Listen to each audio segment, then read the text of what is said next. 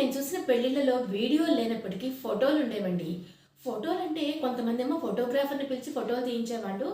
దాదాపుగా మా ఇంట్లో మా మేనత్త కొడుకులు, మా మావయ్య వాళ్ళు, అలాగే మా పెద్దమ్మ కొడుకులు, మా అన్నయ్యలు వీళ్ళందరూ కూడా ఫోటోలు తీస్తూ ఉండేవాళ్ళు.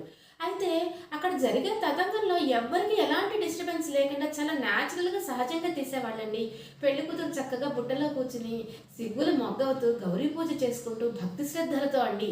పక్కన కూర్చుని నాయనమ్మలు, చిన్న నాయనమ్మలు వీళ్ళందరూ లలితా సహస్రనామ పారాయణ చేస్తూ ఉంటే పెళ్లి కూతురు చక్కగా బుట్టలో కూర్చుని గౌరీ పూజ చేస్తూ పసుపు కుంకాలతో చక్కగా పూజ చేస్తూ ఉంటే, అలాగే అటువైపు ఇటువైపు ఇరుపక్షాల పెళ్లి వారికి సంబంధించిన పురోహితులు నుంచుని ప్రవర చదువుతూ ఉంటే ఎంత అసలు ఆ మూమెంట్స్ అండి ఎంత అద్భుతంగా ఉంటాయి కదా గుర్తు తెచ్చుకుంటూ ఉంటే.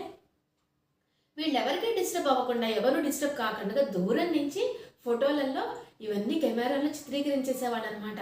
ఎవరు అక్కడ దగ్గరకు వచ్చి నేను బూట్ల కాళ్ళతో లోపలికి వచ్చేస్తాను, అట్లాగే చెప్పుల కాళ్ళతో లోపలికి వచ్చేసి వీడియోలు తీస్తాను అంటే ఒప్పుకునేవాళ్ళు కాదండి.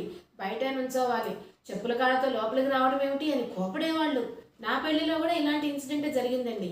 అది తర్వాత చెప్తాను. అలా అనమాట. ఎంత న్యాచురల్గానే ఉండేవండి ఫొటోస్ అన్నీ కూడాను.